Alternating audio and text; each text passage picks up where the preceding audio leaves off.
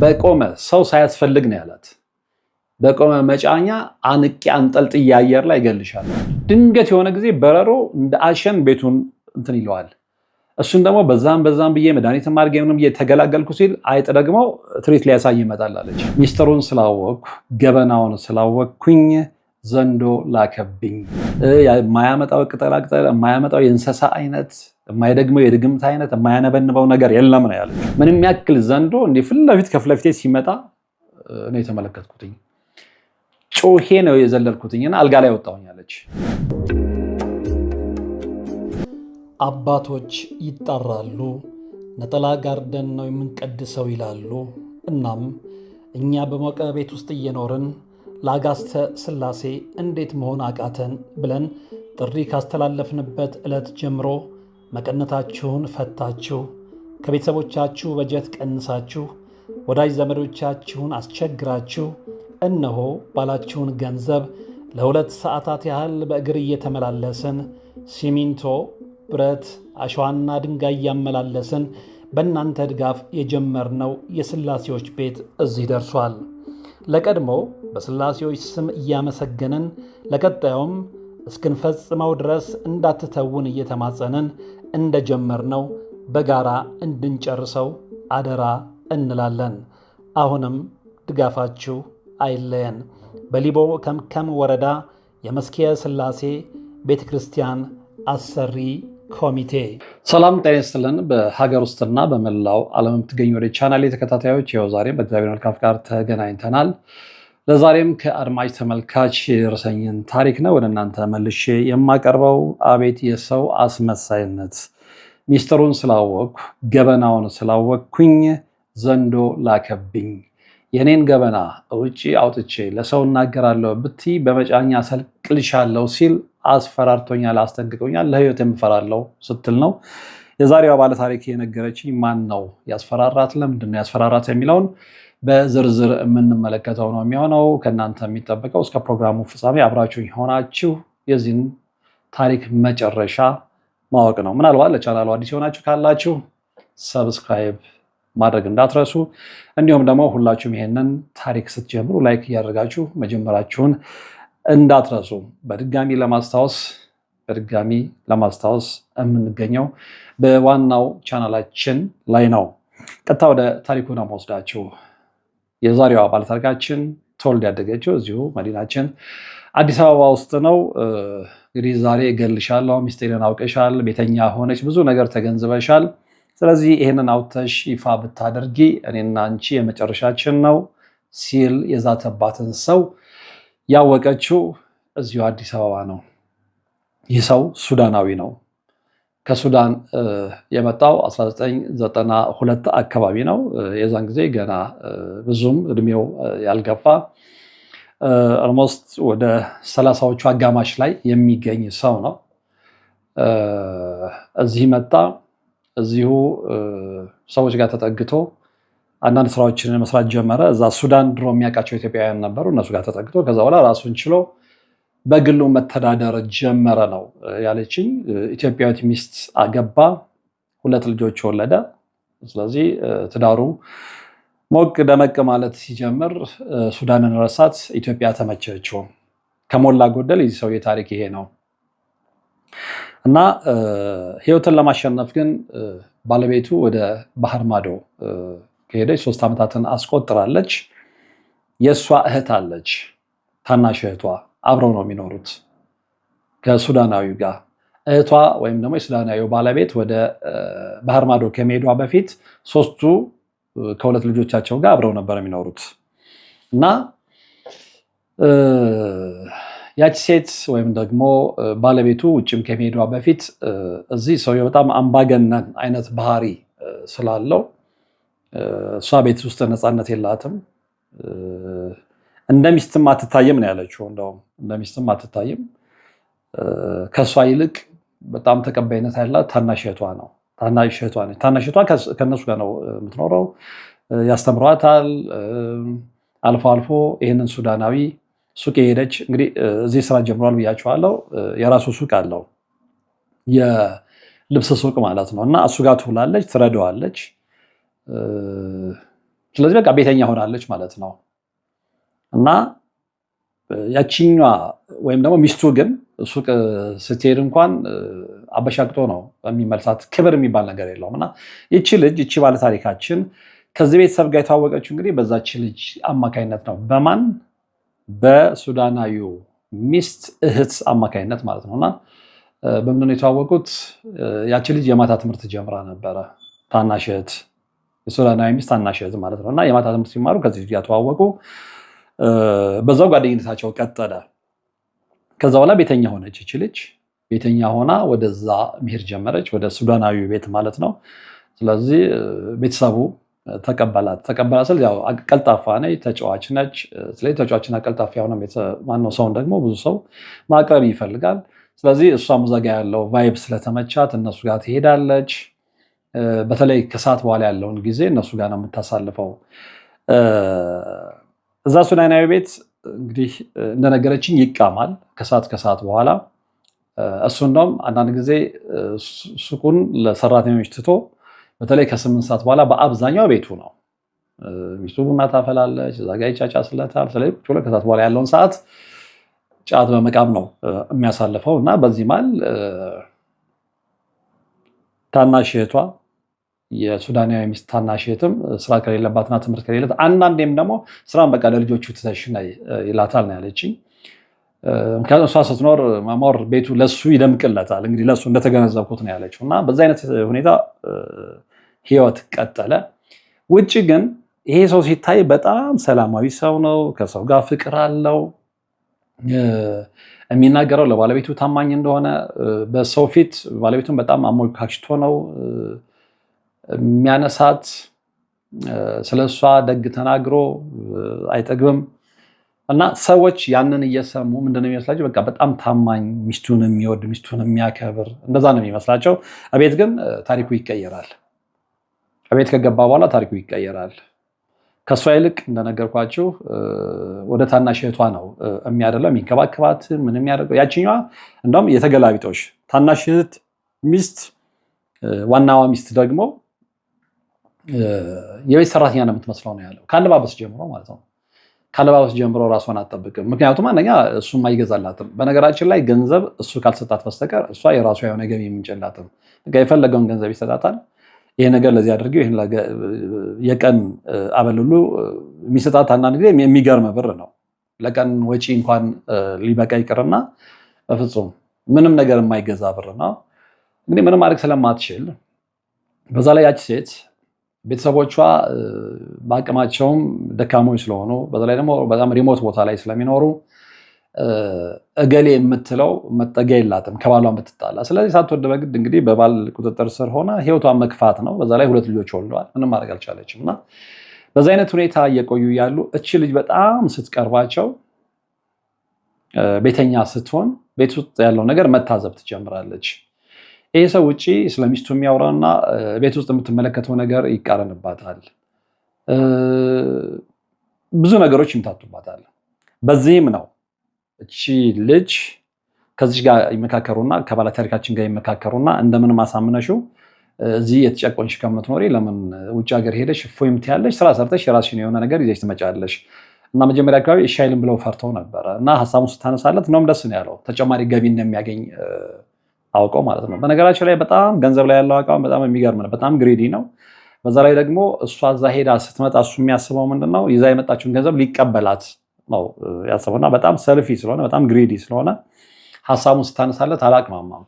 እንደውም ጥሩ ነው እኔ ብቻዬን እዚህ ከምለፋ አንቺ ሄደሽ የሆነ ነገር ይዘሽ ብትመጪ ደግሞ ለቤታችን የሆነ ነገር ማስፋፊያ ለሱቃችን ማስፋፊያ ይሆናል የሚል ቃል ነው የገባለት። የተወሰነ ገንዘብ ሰጣት። ሀሳቧን ስለደገፈች ልጅ ወደ አረብ ሀገር ሄደች የዛሬ 3 ዓመት አካባቢ ማለት ነው። እና ያ ሲሆን በደንብ ተመቻቸው ነው ያለችው። በደንብ ተመቻቸው ማለት ምንድነው? ለካስ ከታናሽ እህቷ ጋር የፍቅር ግንኙነት ጀምሯል ይሄ ሰው ማለት ነው። እና ግን ይፋ ያልወጣ አይደለ ምንድነው ሰው እንዳይጠረጥር በጣም የሚወዳት የባለቤቱ እህት እንደሆነች ነው የሚናገረው። በጣም የሚንከባከባት ትንሽ ልጅ ስለሆነች ለባለቤቱ ካለው ፍቅር የተነሳ ታናሽ እህቷን ትልቅ ቦታ ላይ ማድረስ እንደሚፈልግ ለሚስቱ እህት በቃ ብዙ ራዕይ እንዳለው ነው የሚናገረው። እና ሰው ደግሞ ያንን አንደበቱን ነው የሚያምነው። ምክንያቱም ሰውየው ቤት ውስጥና ከቤት ውጭ አንድ አይነት ሰው አይደለም፣ በጣም አስመሳይ ሰው ነው። እና ለዛም ነው አቤት የሰው አስመሳይነት ያለችው። እና ሰው ከባህሪው ዝምተኝነት፣ ለሰው ከማሰቡ፣ አንዳንድ የተቸገረን ከመርዳቱ አንጻር ስትመለከተው አንተ ሰውየው እንዲህ ነው ቤት ውስጥ እንዲህ አይነት ባህሪ ያለው ብለህ ብትናገር የሚታመነው እሱ ነው እንጂ አንተ አትታመንም። እንደውም አንተ ውሸታም ነው የምትባለው ነው ያለችው። በዛን ያህል ደረጃ አስመሳይ ነው። አንዳንድ ሰዎች የዚህ አይነት ባህሪ አላቸው። ቤታቸው ውስጥ ሌሎች ናቸው፣ ውጭ ግን ሌሎች ናቸው። የውጭ አልጋ የቤት ውስጥ ቀጋ ነው የሚባለው። እንደዚህ አይነት ባህሪ ያላቸው በርካታ ሰዎች አሉ። እና ውጭ በጣም መልአኮች ናቸው። በጣም ብዙ ሰዎች ይወዷቸዋል፣ ብዙ ሰዎች ያከብሯቸዋል። እንደውም አንዳንዶቹ ለብዙ ቁም ነገሮች ለማማከር ምንም ይፈልጓቸዋል። ቤት ውስጥ መጡ ግን ኮምፕሊትሊ ሌሎች ሰዎች ናቸው። ለማንም ለቤተሰቦቻቸው አይመቹ፣ ለወንድሞቻቸው፣ ለእናቶቻቸው፣ ለአክስቶቻቸው፣ ኢቨን አንዳንዶቹ ለእናትና ለአባቶቻቸው ሁሉ አይመቹ። ነገር ግን ውጭ እነዚህን ሰዎች ብታገኟቸው ለቤተሰቦቻቸው ያላቸውን ፍቅር፣ እናታቸውን በጣም ከልብ እንደሚወዱ የሚኖሩት ለእናታቸው እንደሆኑ የሚኖሩት ለአባታቸው እንደሆኑ፣ ለወንድሞቻቸው ጋሻ መከታ እንደሆኑ ሊነግሯችሁ ይችላሉ። ቤት ውስጥ ገቡ ግን የምትመለከቱት ድራማ ደግሞ ሌላ ነው። ሲኑ ይቀየራል። እና እዚህ ቤት ውስጥ ያለው እውነት ይሄ ነበረ። በኋላ ግን በቃ ተመቻቸው። እሷ አረብ ሀገር ከሄደች በኋላ ጭራሽ አንድ መኝታ ክፍል ውስጥ አብረው ማደር ሁሉ ጀመሩ። እች ባለ ታሪክ ስትነግረኝ ማለት ነው። እና ይህንን እያየች እንግዲህ ይቺ ልጅ መታዘብ ጀምራለች። ከዛ ውጭ ይሄ ሱዳናዊ ኃይለኛ የጥንቆላና የድግምት የመተት ስራ ያቅ ስለነበረ በጣም በሚገርም ሁኔታ ቤት ውስጥ ሲሰራ ትመለከተዋለች። እና በጣም ያቀርባት ስለነበረ ሲያያት ጨዋ ነች፣ ባለታሪካችን ሲያያት ቅርብነች፣ ሳቂታ ነች። እና ብዙ ካያት በኋላ አንዳንድ ነገሮችን ማሳየት ጀመረ። ያው አንቺ የቤተኛ ስለሆንሽ ከአንቺ የምደብቀው ነገር የለም እያለ የሚሰራውን ነገር ኃይለኛ ድግምታም እንደሆነ አወቀች። ቤት የማይሰራው ነገር የለም። የሆነ የማይጨፈጭፈው፣ የማይቀጠቅጠው፣ የማያመጣው ቅጠላቅጠል፣ የማያመጣው የእንስሳ አይነት፣ የማይደግመው የድግምት አይነት፣ የማያነበንበው ነገር የለም ነው ያለችው። እና ያን ስትመለከት ለህይወቷ መፍራት ጀመረች። ይህ ሰውዬ ነገ ከነገ ወዲያ እኔስ ላይ ምን ሊያደርግ እንደሚችል በምን አውቃለሁ? እንደውም እሷ የምትለው ምንድነው ሚስቱን በዚህ ደረጃ ሲጨቁናት እሺ ብላ የተገዛችው ፍራቻ ብቻ አይደለም፣ ከፍራቻው ጀርባ በቃ ሰጥለጥ ብላ እንድትገዛለት የሚያደርግ መተት ላዩ ላይ አድርጓል የሚል እምነት አለኝ ነው ያለችው። በዚህ ደረጃ ሰው አንድ ቀሚስ አይቀይርም ነው ያለችው። በቃ ሁለት ቀሚስ አላት እኔ እስከማስታውሰው ነው ያለችው። አንደኛው ሁሌ ቤት ውስጥ የምታደርገው ነው። አንደኛው ደግሞ ውጭ ስትወጣ ከሰው ስትቀላቀል የሆነ ጥሪ ቦታ ላይ ምናምን ስትሄድ የምትቀይረው፣ ከዛ ውጭ የላትም። ታናሽቷን ብትመለከቱ ግን በቃ እንደሷ ፋሽን ተከታይ የለም። ተመችቷታል። ታናሽቷም ተመችቷታል። ምክንያቱም ይህ ሰውዬ እንደወደዳት እንዳፈቀራት ስለገባ እህቷን መክዳት ማለት ነው በሌላ አማርኛ። ስለዚህ እህቷን መክዳቷ ህሊኗን አልቆረቆራትም። እሷ ገንዘብ እንደፈለገ እስከሰጣት ድረስ እስከተንከባከባት፣ ልብስ እስከቀያየርላት፣ ኢቨን ሽቶ እንኳን ሲገዛ ምርጥ ሽቶ ባለቤቱ ትዝ አትለውም። ስለዚህ ለሲምቦል ነው የተቀመጠችው ማለት ነው። የልጆች እናት ሆና ሁለት ልጆች ለወለደችለት ነው የተቀመጠችው ማለት ነው። በቃ ኖርማሊ እና ጭራሽ ከሄደች በኋላ በቃ ተመቸው። በይፋ አብረው እንደፈለጉ ኢንጆይ ማድረግ ጀመሩ። አንዳንዴ ሰዎችም ማሾክሽ እንዴ ሰው የምን የሆነ ነው እንዴ እንደዚህ አይነት ባህሪ ያልነበረው እንዴ የሚለውን ነገር እንኳን ሲያነሱ ምንም አልመሰለውም። እየሰማ እንዳልሰማ መሆን ጀመረ። ጭራሽ አንዳንድ ጊዜ ቤት ውስጥ ማለት ነው ልጆች ስላሉ እንደፈለገው መሆን ስለማይመቸው አንዳንዴ ያው ትንሽ ህሊናቸውን ቢሆን እንትን ይላቸዋል በልጆች ፊት ምናምን እና አንዳንዴ ሱቅ ስራ አለ በሚል አዳር እንግዲህ ለሌት ልብስ አይሸጥም። እንግዲህ የእሱን ስራ እሱ ነው የሚያውቀውና የባለቤቱን ታናሽት ይዞ ሱቅ ሁሉ ማደር ጀመረ።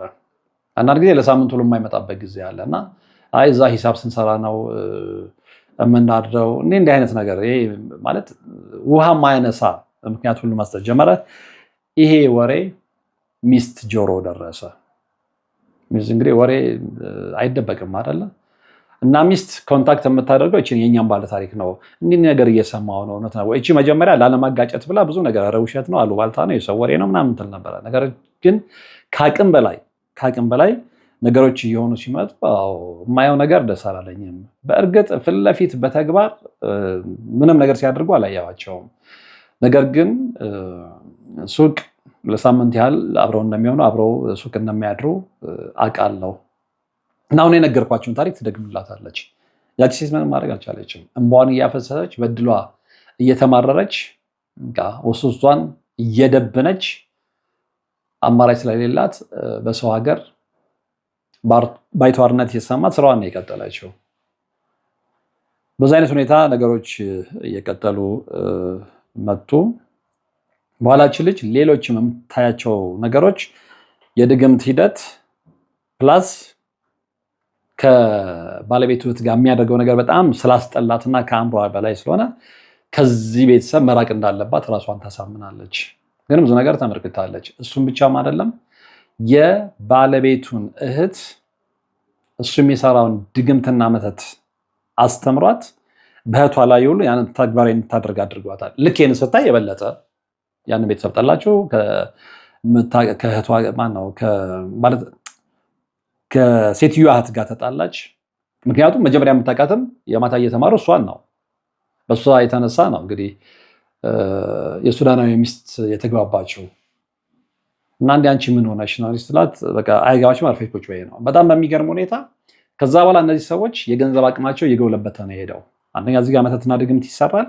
ሁለተኛ ደግሞ ያው ሱቁ አለ። ሱቁ ገበያ እንዲያመጣ ብዙ ነገሮች ይሰራሉ። ያን ነገር ቤት ውስጥ ሲሰራ ትመለከታለች፣ ሲመተት ሲደገም ትመለከታለች። ከዛ በኋላ ሱቁ ከአንድ ወደ ሁለት እያለ እየተስፋፋ መጣ። በሀብት ላይ ሀብት እያገኙ ማለት ነው። ከዛ ውጪ ሚስቱ እያለች የተወሰኑትን ሱቆች እንድታስተዳድር መብቶ የተሰጣት ለዚህኛዋ ልጅ ነው፣ ለሚስቱ እህት ማለት ነው። በስሟ ቤት ተገዛላት። በጣም በሚገርም ሁኔታ አንደኛውን ሱቅ እሷ እንድታስተዳድር ተደረገላት። በአካውንቷ ገንዘብ መቀመጥ ጀመረ። ስለዚህ እች ልጅ ደግሞ የልብ ልብ ተሰማትና እህቷን እስከ መፈጠሯም ረሳቻት። ይሄ ለዚችኛዋ ልጅ ለባለታሪካችን የበለጠ ራስ ምታት ነው የሆነባት። እንዴት ሰው በዚህ ደረጃ አስመሳይ ይሆናል? እንዴት በዚህ ደረጃ ሰው ገንዘብ አሳቶት በእህቱ ላይ ይነሳል? እንዴት ሰው በዚህ ደረጃ ዝሙት አሳስቶት ሚስቱን ትቶ የሚስቱን እህት ይመኛል የሚለው ነገር ውስጧ በጣም ስለረበሻት ከዚህ ቤተሰብ በቃ ምንም ሳትል ትቀራለች፣ ትርቃለች። በዚህ ሰዓት ሰውየው ይጠራጠርና የሚስቱን እህት እንደ ምን አድርገሻት ነው የቀረችው? ምን የምታውቀው ነገር አለ ወይ? አሁን እሱ ይሄ የድግምቱን ምናምን ነገር ያው በፊት ለፊት ስለሚያሳያት እሱ ምንም አልመሰለውም። ግን በሁለቱም መካከል ያለው ሪሌሽንሺፕ ሚስት ጋር እንዲደርስ አልፈለገም። ያልተሰማን የመሰለው ሚስት ሰምታለች። ጎረቤትም ሲያማው ያው ስሙን ክብር ከተባለ ያንን ማጣት ስለማይፈልግ ያንን ነገር በድብቅ ማድረግ ነው የፈለገው። እና አብረው ሲታዩ የባለቤቱ እህት ነች ምንም ማለት አይደለም የሚል ሰው እንደዚህ አይነት አሰምሽን እንዲኖረው ነው የፈለገው።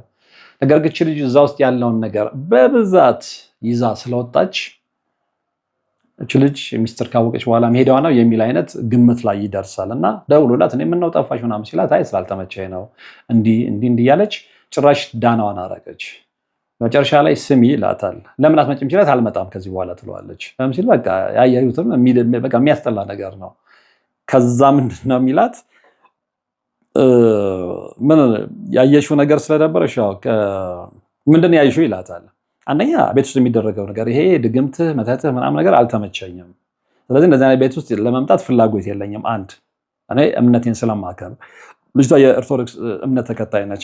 ሁለተኛ ከባለቤት እህት ጋር የጀመርከው ነገር በጣም ስለሚያስጠላ ምን ጀመርኩ ይላታል። ከዚህ በላይ ምን ትፈልጋለህ? እሷ እኮ የባለቤቴ እህት ነች። ስለዚህ ሱቅ አብሬያት ባደር ቤት ውስጥ የተለየ እንክብካቤ ባደርግላት በንጹህ እህትነትና በንጹህ ወንድምነት ስለምንቀራረብ ነው ብሎ ሊያሳምን የሞከረው ነው። እንደዚህ አይነት ወንድምና እህትነት የለም። አንዲት ሴት ልጅ ለአቅመ ሔዋን ከደረሰች በኋላ የስጋ ዝምድና ካለው ሰው ጋር እንኳን አንድ ክፍል ውስጥ ማደር አይፈቀድላትም። ስለዚህ የፈለገ ነገር ቢሆን ኢቭን ሴት ልጅ በዚህ ዘመን እድሜዋ ከደረሰ እንኳን ባዶ ክፍል ውስጥ ከአባቷ ጋር እንኳን እንታደር አይፈቀድላትም በሚባልበት ዘመን አንተ ከባለቤት እህት ጋር እያደርክ የእህትነትና የወንድምነት ነው። የባለቤት እህት ስለሆነች ስለመወዳት ነው በወንድምነት። ይሄ ውሃ አያነሳም፣ አያሳምንም። ስለዚህ ድርጊታችሁ ስለቀፈፈኝ አልመጣም ትለዋለች። ሚስጥር ከሰማች በኋላ መሄድሽ ነው። ስለዚህ እኔ ስሜን ታውቂያለሽ፣ በአካባቢው ህብረተሰብ ዘንድ ትልቅ ስም ያለኝ ጥሩ የክብር ስም ያለኝ ሰው ነኝ። አንዲት ነገር ከዚህ ጋር በተያያዘ ሾልኮ ባገኝ በህይወትሽ ቁረጭ ይላታል። እያስፈራራኝ ነው አለችው። ማስፈራራት ብቻ አይደለም እና ማስፈራራት ብቻ አይደለም መጫኛ አቁሜ በቆመ ሰው ሳያስፈልግ ነው ያላት። በቆመ መጫኛ አንቄ አንጠልጥዬ አየር ላይ እገልሻለሁ ነው ያላት። እንግዲህ የሱዳን ድግምታም ምን ሊሰራ እንደሚችል መገመት ያን ያህል ከባድ አይደለም እና ይሄም ብቻም አይደለም። በጣም በሚገርም ሁኔታ ያንን ዛቻ ከሳተብኝ በኋላ ስልኩን ዘጋ። ከዛ ወዲያም ደውሎ የማያውቅም እኔም ደውዬ የማላውቅም አለች። ከዛ በኋላ ግን እየሆነ የመጣው ነገር ምንድነው? ቤቴ ውስጥ የተለያዩ እንስሳቶችን መመልከት ጀመርኩኝ አለች። ድንገት የሆነ ጊዜ በረሮ እንደ አሸን ቤቱን እንትን ይለዋል። እሱን ደግሞ በዛም ብዬ መድኃኒት ማድረግ ምንም እየተገላገልኩ ሲል አይጥ ደግሞ ትርኢት ሊያሳይ ይመጣል አለች። እሱን ደግሞ በጸሎትም በምንም ስገላገል ሌላ ቀትር ሰዓት ላይ ቡና እየጠጣሁኝ ቤቴ ውስጥ እባብ ይመጣል አለች። ከዛ ግራ ተገባ። በቃ ይሄ ሰውዬ የሆነ ነገር እያደረገብኝ ነው፣ ይሄ ሰውዬ የሆነ ነገር እየሰራብኝ ነው። በነገራችን ላይ እቺ ባለታሪካችንም ብቻዋን ነው የምትኖረው። ብቻዋን ነው ቤት ተከራይታ፣ ቤተሰቦቿ ክፍለ ሀገር ናቸው። የራሷን ስራ እየሰራች ብቻዋን ነው የምትኖረው። አላገባችም፣ አልወለደችም። እና ይህንን ነገር ስትመለከት መፍራት ትጀምራለች። ይህ ሰው የእውነትም እንደዛተው አጉል ሊያደርገኝ ነው የሚል ፍራቻ ማለት ነው። እና ይባስ ብሎ አለች እነዚህን ነገሮች በጸሎትም በምንም የተከላከልኩ ያለው አንድ ቀን ዕለት ሰንበት ነው አረሰዋም አለች። ማንም የለም፣ በሬን ገርበብ አድርጌ ቤት ውስጥ ቡና አፍልቼ ብቻዬን ነኝ አለች። እና የሆነ ነገር እያነበብኩ ቡና ጠጣለሁ። አታመኝም አለች። ዕለት ሰንበት 8 ሰዓት አካባቢ ይሆናል አለች። ምንም ያክል ዘንዶ እንዲህ ከፊት ለፊቴ ሲመጣ እኔ የተመለከትኩትኝ ጮሄ ነው የዘለልኩትኝና አልጋ ላይ ወጣሁኝ አለች። አልጋ ላይ ወጣሁኝ። አንዳንድ ጊዜ የሆነ የሚያስደነግጥ ነገር ሲኖር ፊታችሁን በድንጋጤ ትሸፍናላችሁ አይደል? ልክ እንደ ሰጎኗ ጠላቶቿ ሲመጡ የምትሸሽ ይመስል አእምሯን ለማሳመን አንገቷን አሸዋ ውስጥ ትቀብራለች እንደተባለው ማለት ነው። ልክ እንደዛ ጮሄ እኔን ጨፍኝ አልጋ ላይ ዘለልኩኝ አለች። ከዛ ከአሁን እኔ ተጠምጥሞብኛል ብዬ እየሰጋው እንደምን ቀስ ያይነ ስከፍት አጠገቤ የለም ተሰውሯል አለች። የት ይግባ ምጥ ይግባ ስምጥ ምንም በቃ ማረጋገጥ አልቻልኩኝም፣ ግን በትክክል ከፊት ለፊት ሲመጣ ይችዋለሁ አለች። ምንም ያክል ዘንዶ መሬት ላይ እንደዚህ እንትን እየተንጎባለለ ማለት ነው። እንደ የተሳባ እየተንጎማለለ ዝግዛግ እየሰራ ይሄ ሰውዬ እውነትም እንደዛተው ይሄንን ሊያደርገኝ ነው ወይ የሚለው ስጋት አሁንም ድረስ ከውስጤ አልወጣም። እንግዲህ በበረሮ ቤቴን አሰቃይቶታል፣ በአይጥ በእባብ መጨረሻ ላይ ዘንዶ ነው የላከብኝ። ጭራሽ በመጫኛ ማንም ሰው እጁ ሳይኖር መጫኛው በራሱ አንገትሽ ላይ ተጠምጥሞ አየር ላይ እንጠልጥሎ ይሰቅልሻል ብሎ ዝቶብኛል እና ስጋት ውስጥ ነው ያለሁት ነው ያለችው። እንግዲህ እምነትሽ ላይ ምን ያህል ጠንካራ ነሽ ብያታለሁ። ከዛ ውጪ የንስሐ አባቷ እንድታማከር ነግሬያታለሁ። ከዛ ውጪ በጸሎት እንድትበረታ መዝሙረ ዳዊት እንድትደግም፣ ሰይፈ ስላሴ፣ ሰይፈ መለኮት፣ ከዛ ውጪ እንድትሰግድ፣ እንድትጸበል፣ ሁልጊዜ በመንፈሳዊ ሕይወት እንድትተጋ ነግሬያታለሁኝ። ግን በዚህ ታሪክ ምንድን ነው ለነገራችሁ የፈለግኩት፣ ዙሪያችሁ እንደዚህ አይነት ሰዎች ሊኖሩ ይችላሉ። በጣም ሰናይ የሚመስሉ፣ በጣም ጥሩ የሚመስሉ፣ በጣም ቀና ውጭ ሲታዩ በትክክል ሶሻል ሰርቪስ የሚሰጡ ሰው የሚወዳቸው ምናምን፣ ቤት ውስጥ ግን ሌላ ማንነት፣ ሌላ ባህሪ፣ ሌላ ሴጣናዊ ማንነት ያላቸው፣ ያ ሴጣናዊ ማንነታቸውን ግን ማንም የማያውቅባቸው፣ ረጅም ሰዓት እያሳሳቱ የሚኖሩ፣ አንድ ቀን እግዚአብሔር ሲገልጽ ግን የሚጋለጡ፣ ነገር ግን በጣም ደግሞ ስፒሪቹዋል የሆኑ ሰዎች የእነዚህን አስመሳይነት በደንብ ነው የሚያውቁት። በጣም መንፈሳዊ የሆኑ ሰዎች እንደዚህ አይነት ሰዎችን አይቀርቡም። ለቀርቧቸው እንኳን ቢሆን ኖሮ ያሸሿቸዋል። ምክንያቱም ለምንድን ነው የነሱ ውጪ የሚደረገው ይሄ አስመሳይነት፣ ቀናነት፣ መልካምነት፣ ለሰው ሐሳቢነት፣ ረጅነት ምናምን በመንፈሳዊ ሕይወት ላልበሰለ ሰው ነው ወይም ደግሞ ላልበቃ ሰው ነው እንጂ መንፈሳዊ ሰዎች እግዚአብሔር በሰጣቸው ጸጋ እነዛ ሰዎች ውስጥ ያለውን እውነት ከውስጣቸው ዘልቀው ይመለከታሉ። ስለዚህ እንደዚህ አይነት ሰዎችን በርቀት ነው የሚያቆሟቸውና ይሄም ሰው ከእንደዛ አይነት ሰዎች መካከል አንደኛው ነው።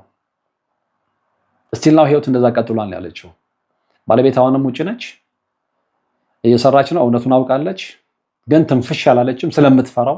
ስለምትፈራው ብቻ አይደለም ይሄ ሰውዬ ሰርቶ ምን አይነት ድግምት እንደላከባት እንግዲህ እግዚአብሔር ያውቀው ነው ያለችው። በቃ ፍዝ ድንግዝ ያለ አለ አይደለ?